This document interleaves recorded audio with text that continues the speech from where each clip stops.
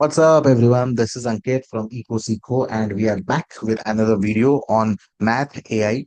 And in this video number 4, we are going to talk about quadratic functions, and we are going to talk about how can we find a quadratic equation from looking at its graph. So before jumping onto the content, I hope you have watched all the 3 videos in the series. And if you have watched, let me clear something up for you. So far we have talked about the different forms the quadratic equation can take. It can take the form of a factored form.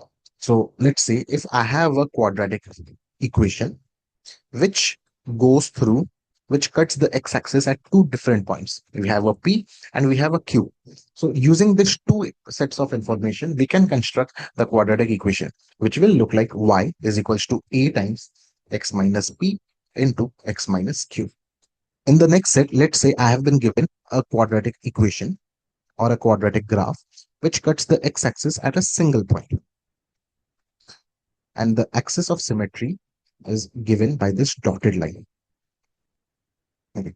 Let me say that this axis of symmetry is equals to h is equals x is equals to h, and the vertex is h comma 0. So using this two information, I can again construct the equation of the quadratic form, which is y is equals to a times x minus h whole raised to the power 2.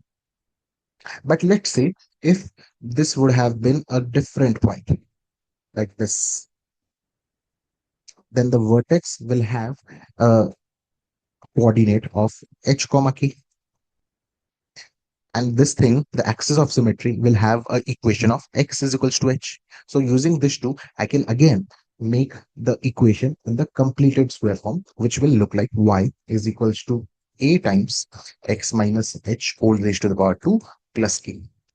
So these are the three different types of quadratic equations we have been looking so far.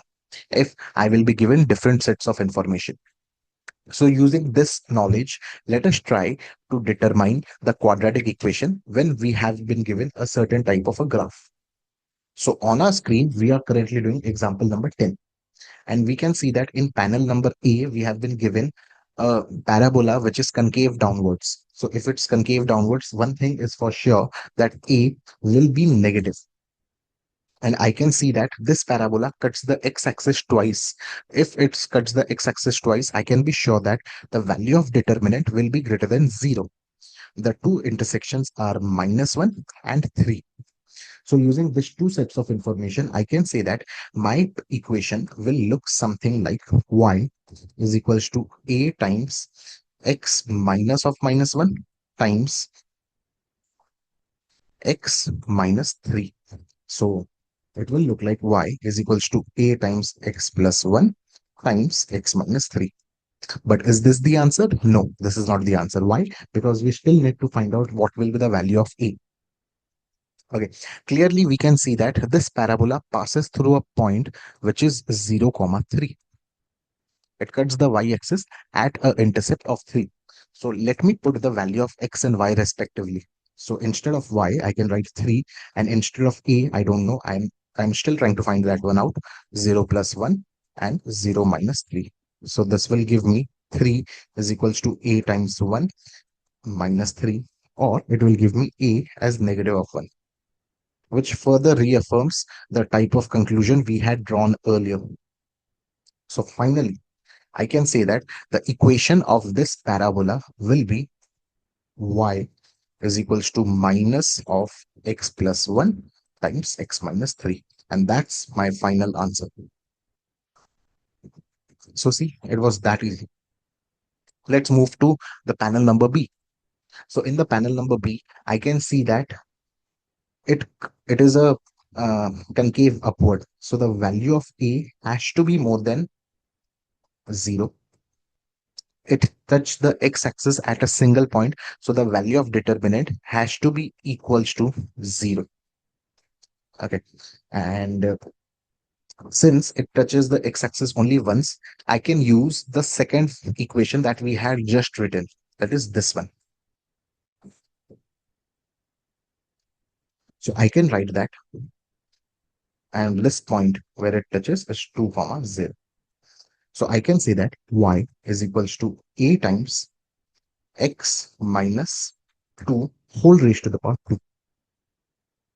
But I can also see that it cuts the y-axis at a coordinate of 0, comma 8. So let me put the value of 0, comma 8 into the equation. So I will be getting y can be written as 8 times 8 is equals to a times 0 minus 2 whole raised to the power 2.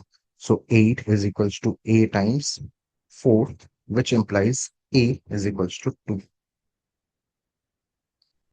which reaffirms this one. Okay, so now that we know the value of a, let me plug everything back into the original equation. So y is equals to 2 times x minus 2 whole raised to the power 2. And this is the equation that we were trying to find out. Okay, so I hope this example is clear.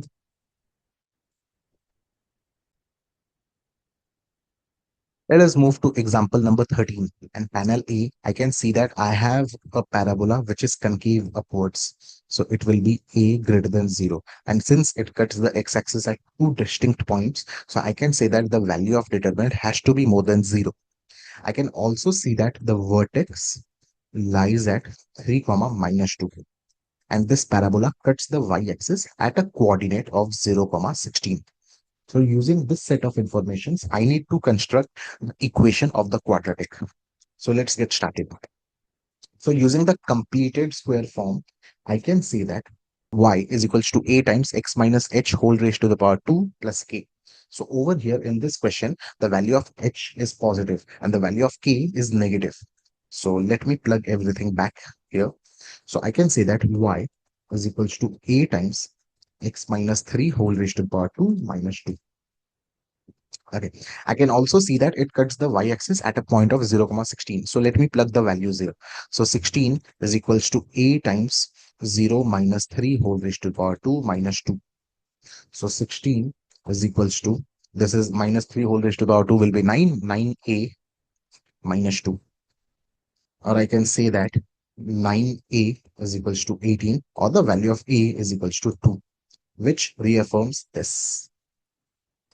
And now finally plugging everything back into the equation, I'm getting y is equals to 2 times x minus 3 whole raised to power 2 minus 2. So this is the equation we were trying to find out. So that was our panel number A. Let's move on to panel number B. So in the panel number B, I can clearly see that the value of A has to be negative since it is concave downwards. So the value of A has to be negative and it cuts the x-axis at two different points. So the value of determinant has to be more than 0. And one of the intersection has been given as minus 2. I don't know the second one, but I also know the vertex as minus 4, comma 2.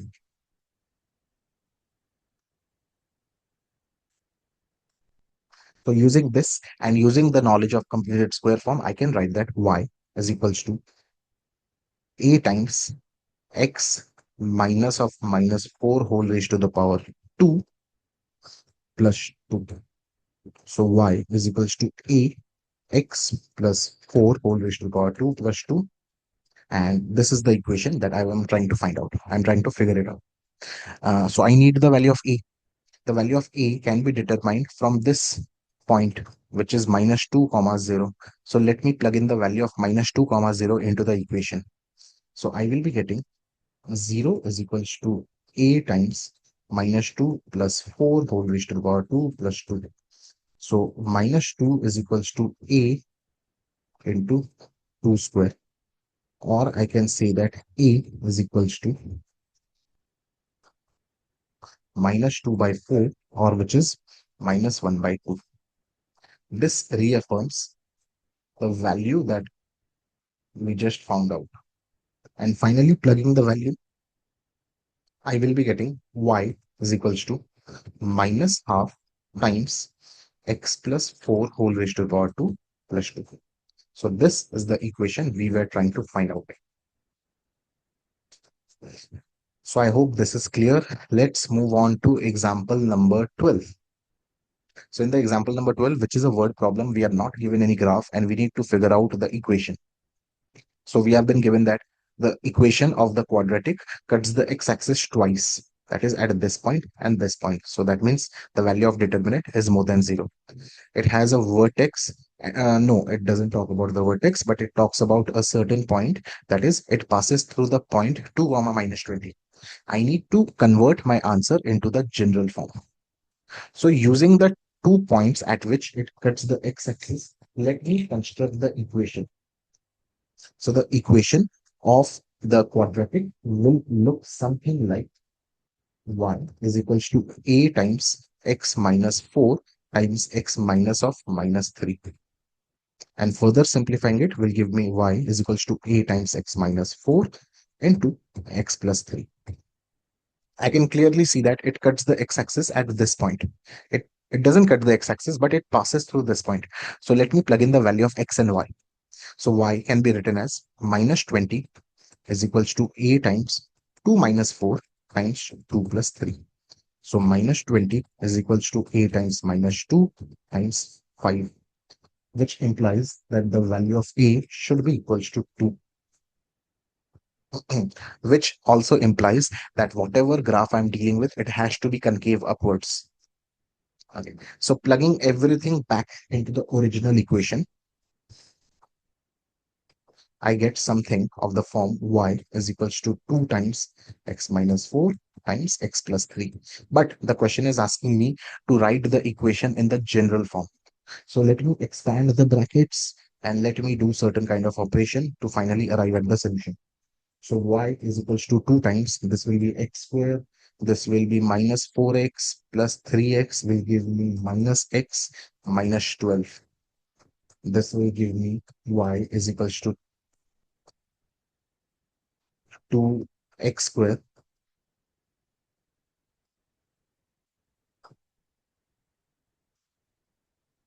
minus 2x